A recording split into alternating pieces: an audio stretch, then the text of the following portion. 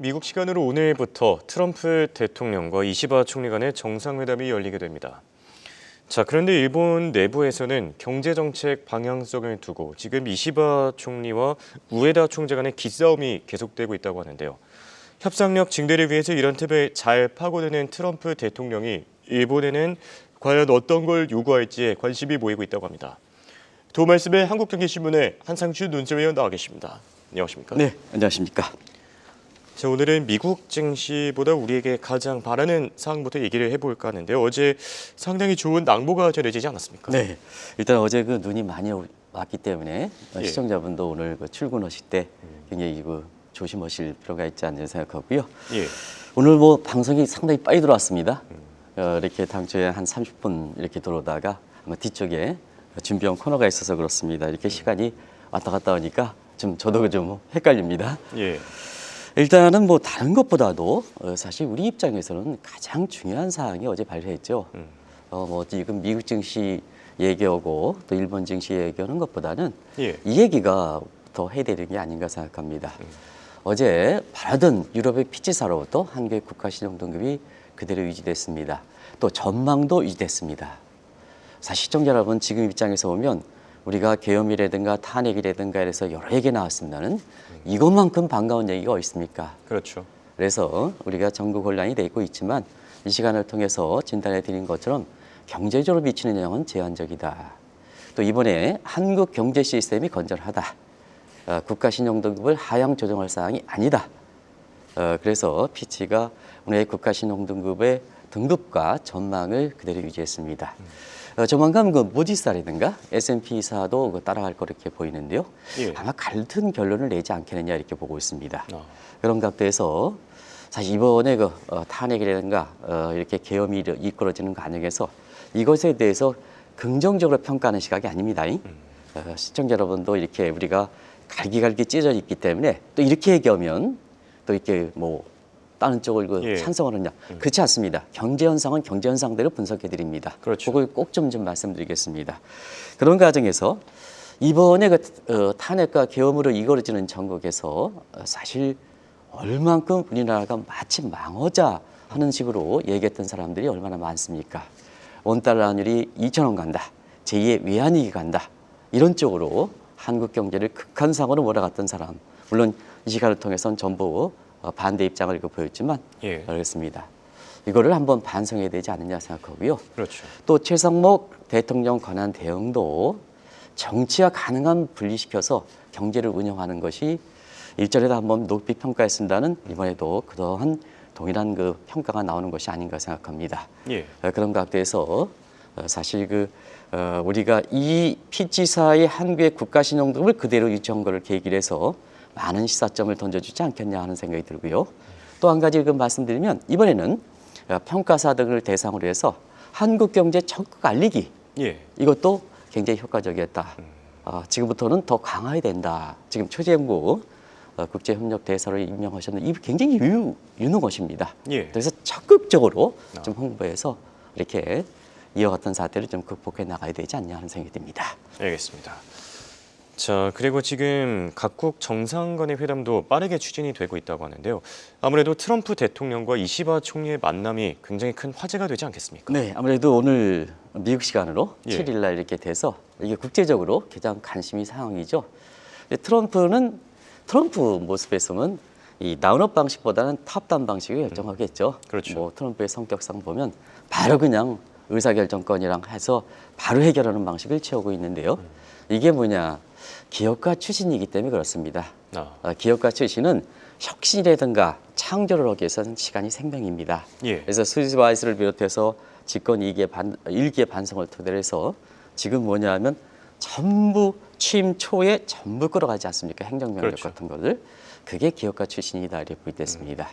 그리고 탑다운 방식에서는 상대방이 좀 많이 열쇠를 놓아야 자기 자신의 의도를 관철시킬 수 있을 거로 이렇게 보이는데요. 그렇기 때문에 상대방을 흔들어 놓기 위해서 사실 매드맨 스트래티지, 광인 전략, 미치 전략을 쓴다 이렇게 보이됐습니다. 그런 과정에서 멕시코라든가 캐나다 문제에 대해서 오늘도 뭐 보도를 부인했다. 지금 이건 사실을 확인해야 되는데요. 예. 일단은 4일부터 부과되는 것을 안 부과했습니다. 한 달 유예 조치는 맞는 것 같습니다. 그렇죠. 근데 이제 트럼프 대통령이 또 보호를 부인했다. 이게 광인 전략입니다. 근데 이게 오버가 아니고 예. 사실 4일부터 부과하기로 했던 것은 안 부과했지 않습니까? 그렇죠. 그런 과정에서 이게 미친 전략이다 하는 것을 다시 한번 말씀드리겠습니다. 탑다운 방식은 상대방을 눌러야 되는데요. 이게 미친 전략을 하기 때문에 그렇다 하는 것을 말씀드리겠습니다. 예. 그런 과정에서 집권 2기에는 1기 때보다도 더 이렇게 탑다운 방식의 광인 전략을 더 선호하지 않겠느냐. 한번 보시기 바랍니다. 취임하고 나서부터 가장 오래 노벨 평화상을 타기 위해서는 중동 지역을 전제해야 됩니다. 그렇죠. 그래서 이 전통적으로 보면은 수니파에 해당되는 이스라엘과 사우디 간에 구축을 해서 한편에서는 이란과 시아파의 구축 구도를 해서 이란을 넣고 그다음에 사우디를 부양시켜서 중동 평화를 가져가는 것이 사실 두 가지 문제를 해결하죠. 본인의 노벨 평화상 문제, 예. 그다음에 중동 평화를 비롯해서 나머지 정전의 종식 문제인데요. 이번에 네타냐후의 이렇게 정상회담을 통해서 그대로 드러났지 않습니까? 그렇죠. 결국 트럼프의 요구를 관철했다 이렇게 볼 때 있습니다. 그래서 미국 시간으로 오늘 25일 정상회담 트럼프가 과연 무엇을 요구할 것이냐. 예. 이것이 사실 다른 어떤 현안보다도 우리 경제 입장에서는 굉장히 중요한 문제가 되겠죠. 네. 네, 알겠습니다. 자, 그리고 일본 이 상황이 지금 녹록지가 않은 상태에서 정상회담이 개최가 되는 건데요. 사실 이럴 때일수록 내부적으로도 잘 뭉쳐야 되는데 지금 일본 안에서의 갈등이 많지 않습니까? 네. 미국과 일본과 정상회담입니다. 예. 미국이 압도적이죠. 그러면 일본 입장에서 뿜어내는 힘이 있을 때는 일본 내부에 똘똘 뭉쳐야 되죠. 그렇죠. 근데 일본 내부가 지금 갈등이 콩가루 집안이다 이렇게 얘기합니다. 작년에 성장률을 한번 보겠습니다. 성장률이 마이너스 0.2%고 물가가 2.5%입니다. 자, 어느 것을 보느냐에 따라서 예. 이시바 총리는 경기 부양이 목표죠. 국민들의 그렇죠. 경제 생활이니까. 자, 아직도 디플레 국면에 처해 있다. 그런데 이거에 반해서 우에다 총리는 아니다. 지금은 인플레 국면이다. 예. 자, 그러면 경제정책에서 변화가 되는 겁니다.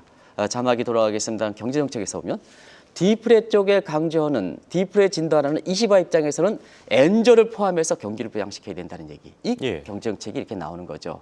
그런데 인플레라고 얘기하는 우에다 총리 입장에서는 지금 추가 금리 인상이 필요하다. 왜냐? 물가를 잡기 위해서. 그러면 자, 한 나라에 보면 어떻게 보면 최고 통수권자에 해당돼. 물론 일본은 신앙이 있긴 합니다는. 사실 그 경제정책의 총괄은 이시바가 되겠죠. 예. 자, 이시바와 통화정책의 수장 간에 서로 싸워. 근데 국민들은 경제 고통이 성장률 떨어지더라도 경제 고통이고 물가가 올라가더라도 경제 고통이지 않습니까? 그렇죠. 성장률 떨어지고 물가가 올라가니까 소위 미절 인덱스 경제 고통 지수가 높아지지 않습니까? 근데 당신네들 이거 해결하지 않고 두 사람 간에 싸워? 그것도 두 사람 간에 누가 싸워?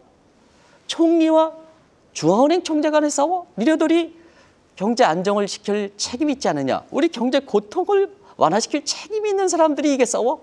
그러다 보니까 사실 일본 내부에서 보면 오히려 미일 간 정상회담에서 내부에서 합심해가지고 뿜어줘야 되는데 지금 뭐냐? 이시바만 지금 미국에 달려가는 상태에서 이시바 총리만 애쓴다. 이런 예. 표현이 나오는 거다 이렇게 볼 때 있습니다. 네. 얘기를 듣다 보니까 과거 사례들이 생각나는데요. 예전에도 몇 번 짚어주셨지만 대장성과 미에노 패러다임 이 얘기를 한 번 더 짚어주시면 좋을 것 같아요. 네. 지금 경제 상황 한번 보겠습니다. 예. 성장률이 마이너스 0.2%, 소비자 물가 2.5%니까 이거 스태그플레이션 내지는 준 스태그플레이션 상황이죠. 그렇죠. 그러면 1990년대 한번 되돌아보겠습니다. 그때도 준프레 스태그플레이션 상황이거든요. 예. 자, 성장률 떨어집니다. 그러면 집권당인 대장성 입장에서는 경기를 부양시켜야 된다. 이렇게 얘기되겠죠. 그렇죠. 근데 물가가 올라가니까 그때 당시에도 그때 당시에 이렇게 일본 행정지 미엔의 입장에서는 물가를 안정시켜야 된다. 너무나 지금과 똑같지 않습니까? 그렇네요. 그래서 대장성 패러다임과 미에노 패러다임이 다시 불거지고 있는데요. 제2의 대장성 패러다임과 미에노 패러다임의 갈등이다. 그러면 대장성 패러다임은 뭐고 미에노 패러다임은 뭘까? 간단히 말씀드리겠습니다. 예. 자, 대장성 패러다임은 경기 부양을 위해서 엔저라든가 수출 진행을 해야 된다. 근데 후자는 자, 중앙 입장에서 물가를 안정시켜야 된다. 이런 입장이죠. 그렇죠. 근데 자, 지금과 같은 똑같은 상황에서 그때 30년은 어떻게 될 것인가 하는 측면에서는 미에노가 물가 안정을 위해서 물가 금리를 올렸습니다. 그러다 보니까 엔고가 그 프라자 협정과 합쳐서 79엔까지 1995년 4월 19일 동경위안시 11시 8분에 80엔이 붕괴됐죠. 그러니까 수출이 붕괴되니까 결과적으로 보면 잃어버린 30년의 직격탄을 댔던 거죠. 자, 그래도 보니까 당신네들 경기 부양 안 하고 물가 잡기에서 금리를 올려? 당신이 실패했다는 얘기죠. 위에너가 실수했다는 예. 얘기입니다. 그래서 잃어버린 심정이 낫게 했다. 그러면 대장성 입장에서는 자, 그때 당시 어떻게 되겠습니까? 자기 자신의 경기 부양 정책에서 협조하지 않는 위에너가 눈에 가시처럼 들었죠. 그래서 그것을 교체하지 못하다가 사실 2012년 아베가 들어오면서 자, 엔저 정책, 초저금리 정책을 추진하는 구로다를 영입해서 지금까지 엔저 정책을 유지하고 있다. 지금이 너무나 상황이 유사하지 않습니까? 너무나. 그렇죠. 그래서 30년에 이렇게 나왔던 대장성 패러다임과 비엔나 파르게는 2라운드가 지금 미일 정상회담 직전에 일본 내부에서 이렇게 벌어지고 있다. 이렇게 보시면 되겠습니다. 예.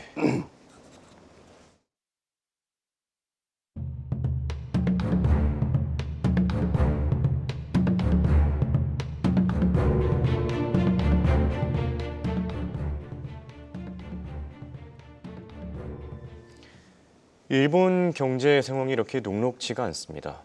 과거의 실수를 되풀이하지 않기 위해서는 현명한 결정을 내려야 될 것 같은데 어떻게 보십니까? 네. 지금은 사실 경기 부양을 해야 됩니다. 일본 예. 입장에서는. 일본은 단기의 압축 성장 국가입니다. 그렇죠.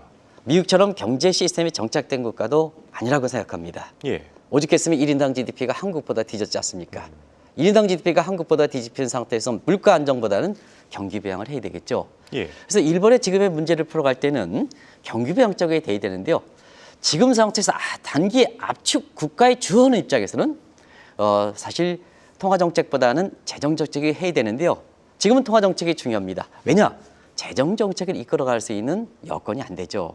자, 그동안 잃어버린 30년 구정에서 자꾸 재정 지출하다 보니까 국가 채무가 늘어났죠. 얼마큼? GDP 대비해서 국가 채무가 270%입니다.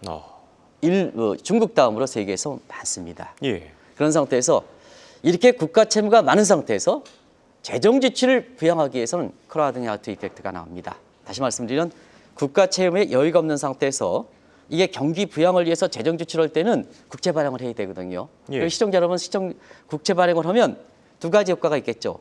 국채를 소화해서 공공의 재원이 증대시키겠지만 국채를 소화하는 과정에서 금리가 올라가면 민간 소비가 떨어지고 기업의 설비투가 줄어듭니다. 그러면 공공사운드의 재원을 진출했다 하더라도 민간 사이트의 총수요가 감소되기 때문에 경기 부양 효과가 없는 겁니다. 예. 이게 크라우딩 아웃 이펙트다. 전문적인 경기 부양 효과를 구축시키는 효과다 이렇게 보겠습니다. 예. 그러다 보니까 자, 지금은 경기를 풀어가기 위해서는 재정 정책이 중요한데 국가 채무 여건 때문에 안 좋다 하면 통화 정책이 중요하죠. 그런데 경기를 풀어가야 되는데 통화 정책이 중요한데 저 일본행 총재라는 사람들은 어떠냐 하면 지금 물가를 잡겠다고 추가 금리 한다 보니까 일본 예. 국민들 입장에서는 답답한 거죠. 답답한 거죠. 그렇죠. 이런 상태에서 사실 지금 일본이 추가 금리 인상을 통해서 결과적으로 경기 부양할 수 있는 여건이야. 지금 일본은 내수가 붕괴되어 있습니다. 그래서 예. 그나마 경제 성장률 지난해 마이너스 0.2% 유지했던 것도 바로 엔달러 환율이 평균적으로 150엔 이상의 엔저가 됐기 때문에 그렇거든요. 근데 여기에 엔거가 되면 수출마저 붕괴되지 않습니까? 그렇죠. 수출마저 붕괴되지 않습니까? 그래서 지금 차원에서 보면 사실 일본이 굉장히 1990년대가처럼 어려운 상황에 놓여 있다. 그러면 어려운 상황에 놓여 있으면 과거의 문제를 답습하면 안 되죠. 그렇죠. 제3의 방식을 동원해야죠. 예. 그래서 제3의 방식 입장에서는 간전 정책이라든가 오늘 방송 시간에 저한테 많이 주어지면 이걸 좀 설명해 드려야 되는데요. 예. 제3의 같은 혁신적 방안이 동원해야 되는데요. 과거 방식을 답습하다 보니까 30년 전에 이게 대장성 패러다임과 미네랄 패러다임이 지금 재현되고 있는 이런 예. 상황이니까 일본 국민 입장에서 얼마나 답답합니까? 일본 이판국의 이시바 총리랑 우에다 총리 간에 서로 싸워? 일본 국민이 답답할 수밖에 없죠. 예. 그런 상태에서 미일 간 정상회담을 맞는다. 이렇게 볼 때 있습니다. 네. 과거의 실수를 답습하지 않고 현명한 결정을 내렸으면 좋겠는데요. 말씀하신 대로 제3의 방향 같은 게 있지 않을까 또 생각이 들고요. 자, 최근 엔달러 환율도 굉장히 민감한 움직임 보이고 있지 않습니까? 네. 시장은 어떻게 반응할 것이냐. 예. 이시바는 아직 경제 정책을 추진하지 않고 있습니다. 경기 부양, 디프레 상황이다 경기 부양을 하지 않고 있습니다. 근데 자, 우에다는 작년 3월서부터 금리를 올려가고 있지 않습니까? 그러다 보니까 자연스럽게 시장은 정책을 시행하고 있는 우에따의 민감한 반응을 보일 수 없죠. 그러다 보니까 오늘 엔달러 환율이 김채연 PD께서 보여주고 있으면 151엔입니다. 예. 자, 지금 상태에서 보면 우에따가 지난 1월 달에도 추가 금리 인상했습니다.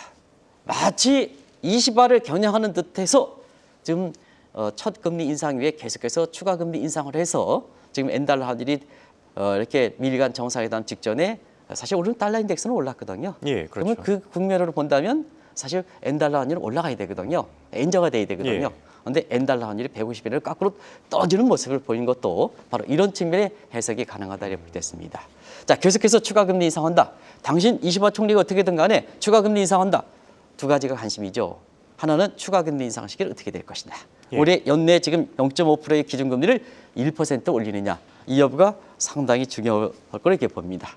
근데 지금 뭐냐, 트럼프 입장에서는 본인이 관세이해 가지고 나오는 강달러 부담을 자, 엔거가 150엔 정도 돼서 우에따의 추가 금리 인상에 따라서 자, 협상 직전에 엔달러 환율이 150엔 엔화 강세되니까 예. 달러 부담이 약세가 되는 거죠. 아. 관세에 따라서 트럼프의 어떻게 보면 취약점이라 하는 강달러 부담이 완화되다 보니까 일부 지금 오늘 외환시장에서는요. 지금 예. 제가 얘기한 게 아니라 미일 간 정상회담 직전에 엔달러 환율이 달러 인덱스가 올라간데도 불구하고 이렇게 떨어져 엔거가 돼. 그러면 본인의 트럼프의 이렇게 관세발 강달러 부담이 예. 많이 되다 보니까 트럼프가 웃었다 이런 표현을 쓰거든요. 자, 그러면 여기서 이제 관심이 되는 것은 트럼프가 만약에 시장의 움직임대로 웃었다 하면 20화보다는 우에따를 더 바르는 게 아니냐. 예. 이게 이제 궁금증이 나올 수가 있죠. 그래서 이게 굉장히 중요한 사항입니다. 그렇죠. 트럼프가 우에따를 한다. 그러면 추가 금리 인상을 하겠죠. 그러면 엔고가 된다. 그런 상태에서 우리나라의 원달러 환율 문제라든가 엔캐리 자금 문제라든가 이런 게 크게 영향을 미치는 거죠. 예. 근데 만약에 트럼프가 20화 총리를 가지고 간다 하면 이 요인이 반대 국면이 되는 거 아니겠습니까? 그렇죠. 지금 그래서 미일 간 정상회담에서는 오늘 국제금융 시장에서 기업의 실적, 뭐 아마존 실적 이렇게 나오는 것보다 이 문제가 초미에 관심이 되고 있다는 것을 말씀드리겠습니다. 네. 얘기를 듣다 보니까 확실히 굉장히 중요한 점을 시사하지 않나 생각이 드는데요. 트럼프 대통령이 미소를 지었다. 참 많은 것을 시사하지 않습니까? 네, 사실 그렇습니다. 이번에 그렇게 갈등이 있지만 역시 트럼프는 중앙은행 총재에 대해서는 굉장히 싫어합니다. 페드라든가 파월. 예. 그래서 국제시장에서는 사실 엔달러 환율이 자기 자신의 요구대로 엔고가 됐기 때문에 자기 부담을 관철시킨다는 측면에서는 웃었다 이렇게 여기지만 우에따를 파트너로 선택하지는 않는다 이렇게 보시면 되겠습니다. 예. 결과적으로는 집권 1기에도 총리를 통해서 일본의 최고 통수권자를 통해서 해결하는 방식을 그대로 채택할 것이다 이렇게 보여졌습니다. 자, 집권 1기 한번 보겠습니다. 아베와 트럼프는 진짜 미러 관계였었죠. 그렇죠. 그래서 모든 문제를 해결했습니다. 그중에 중개 국채 매각을 해결했습니다. 예. 그러면 이 아베 평가에 대해서 항상 잘했다 이런 평가가 나오는 일본 내부에서는 그렇지 않습니다. 일부 전문가께서는 일본이 당면한 문제를 트럼프와 이렇게 골프채 금맥기 골프채를 통해서 해결했다 해가지고 아베의 외교 정책이 잘 됐다 이렇게 하는데 절대 그렇지 않습니다. 자, 한편에 있어서는 일본이 미국과 당면한 문제를 해결했지만 예. 그 해결한 방식이 수평적 관계에서 평등적으로 해서 일본의 국익을 손상시키지 않는 차원에서 해결이냐.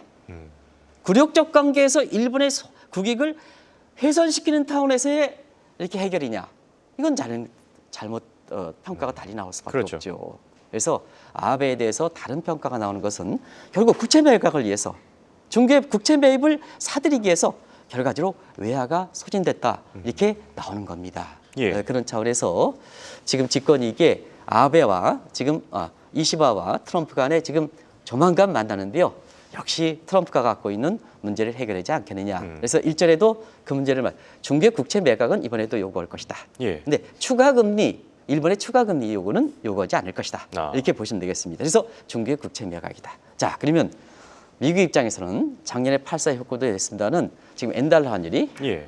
150엔 떨어짐에 따라서 트럼프가 관세발 강달러 부담을 완화시키긴 하지만 작년에 보십시오. 엔달러 엔캐리 문제가 되면서 미국의 8사 쇼크가 되지 않습니까? 그렇죠. 자, 그러면 본인 자신이 관세발 강달러 부담을 완화시키는 측면에서 지금 엔달러 환율이 떨어지는 것을 이렇게 사실 환영하긴 했지만 예. 결과적으로 뭐냐? 결과적으로는 사실 엔캐리 자금 청산 문제라든가 이런 문제에 대해서 상당히 이번 실무 차원에서 예. 이게 검토가 되지 않겠나 이렇게 보고 있습니다. 그 문제는 결론을 간단히 좀 말씀드리겠습니다. 알겠습니다.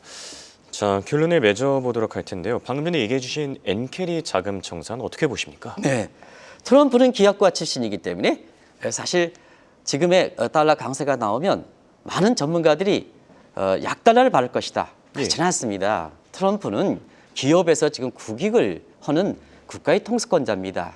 그런 차원에서 세계 지배 구상을 하는데 어떻게 달러가 약세돼 가지고 세계 지배 구상을 합니까? 그렇죠.